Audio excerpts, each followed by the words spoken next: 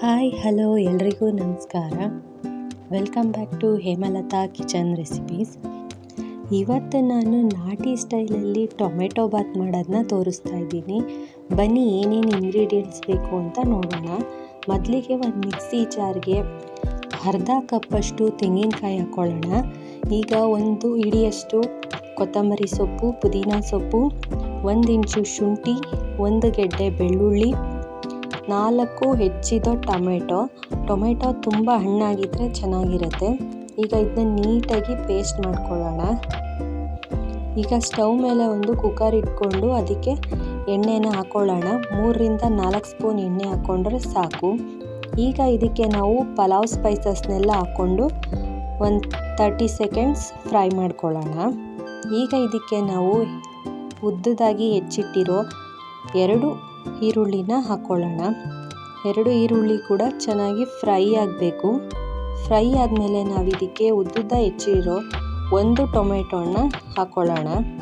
ಈಗ ಇದಕ್ಕೆ ನಾವು ಹಸಿ ಬಟಾಣಿನ ಸೇರಿಸ್ಕೊಳ್ಳೋಣ. ಚೆನ್ನಾಗಿ ಮಿಕ್ಸ್ ಮಾಡೋಣ. ಟೊಮೆಟೊ ಸಾಫ್ಟ್ ಆಗಬೇಕು. ಈ ರೆಸಿಪಿನ ನೀವು ತುಂಬ ಬೇಗನೆ ಮಾಡ್ಕೊಬೋದು. ಯಾವುದೇ ತರಕಾರಿ ಇಲ್ಲದೆ ಇರುವಾಗ ಬರೀ ಟೊಮೆಟೊನ ಬಳಸಿ ನೀವು ಇದನ್ನು ಮಾಡ್ಕೊಬೋದು. ಈಗ ಇದಕ್ಕೆ ನಾವು ರುಬ್ಬಿಟ್ಟಿರೋ ಅಂಥ ಮಸಾಲಾನ ಹಾಕ್ಕೊಳ್ಳೋಣ. ಈ ಟೊಮೆಟೊ ಬಾತು ಲಂಚ್ ಬಾಕ್ಸ್ಗೆ, ಬ್ರೇಕ್ಫಾಸ್ಟ್ಗೆ ಬೆಸ್ಟ್ ರೆಸಿಪಿ ಅಂತಲೇ ಹೇಳ್ಬೋದು. ಈಗ ಇದನ್ನು ನಾವು ಚೆನ್ನಾಗಿ ಮಿಕ್ಸ್ ಮಾಡ್ಕೊಳ್ಳೋಣ. ಮಸಾಲೆ ಎಲ್ಲ ಬೇಯೋವರೆಗೂ ನಾವು ವೆಯ್ಟ್ ಮಾಡಬೇಕು. ಈಗ ಮಸಾಲೆ ಬೇಯೋವಾಗಲೇ 2ರಿಂದ 3 ಹಸಿಮೆಣಸಿನ್ಕಾಯಿನ ಉದ್ದುದಾಗಿ ಹೆಚ್ಚಿ ಹಾಕ್ಕೊಳ್ಳೋಣ. ಈಗ ಇದು ಚೆನ್ನಾಗಿ ಫ್ರೈ ಆಗಬೇಕು. ಈಗ ನೋಡಿ ಎಲ್ಲ ಕಡೆ ಎಣ್ಣೆ ಬಿಟ್ಕೊಂಡಿದೆ. ಈಗ ಇದಕ್ಕೆ ನಾವು 1 ಸ್ಪೂನ್ ಅಚ್ಕಾರದ ಪುಡಿನ ಹಾಕ್ಕೊಳ್ಳೋಣ.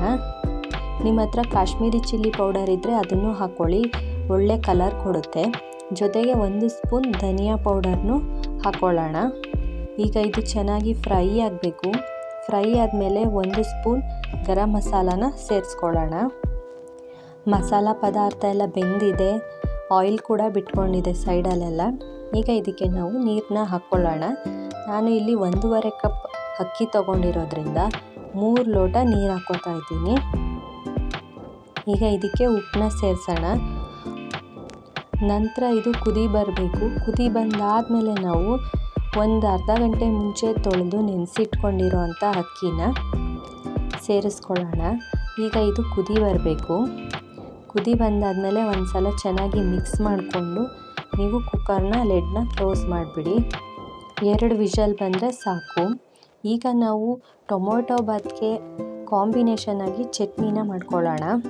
ಒಂದು ಮಿಕ್ಸಿ ಜಾರಿಗೆ ಅರ್ಧ ಕಪ್ ತೆಂಗಿನಕಾಯಿ, ಹುರ್ಗಡ್ಲೆ ಮತ್ತು ಕೊತ್ತಂಬರಿ ಸೊಪ್ಪು, ಒಂದು 4ರಿಂದ 5 ಬೆಳ್ಳುಳ್ಳಿ, ಒಂದು ಅರ್ಧ ಇಂಚು ಶುಂಠಿ, ಹುಣಸೆ ಹಣ್ಣು, 2 ಹಸಿಮೆಣಸಿನ್ಕಾಯಿ ಮತ್ತು ರುಚಿಗೆ ತಕ್ಕಷ್ಟು ಉಪ್ಪನ್ನ ಹಾಕ್ಕೊಂಡು ನೀಟಾಗಿ ಗ್ರೈಂಡ್ ಮಾಡ್ಕೊಳ್ಳೋಣ. ಟೊಮೆಟೊ ಬಾತ್ಗೆ ಕಾಂಬಿನೇಷನ್ ಆಗಿ ಚಟ್ನಿ ರೆಡಿಯಾಗಿದೆ.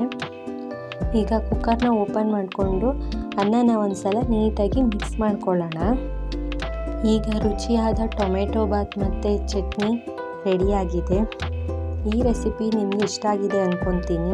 ಈ ರೆಸಿಪಿ ನಿಮ್ಗೆ ಇಷ್ಟ ಆಗಿದ್ದರೆ ಲೈಕ್ ಮಾಡಿ, ಹೇಗಿತ್ತು ಅಂತ ಕಮೆಂಟ್ ಮಾಡಿ.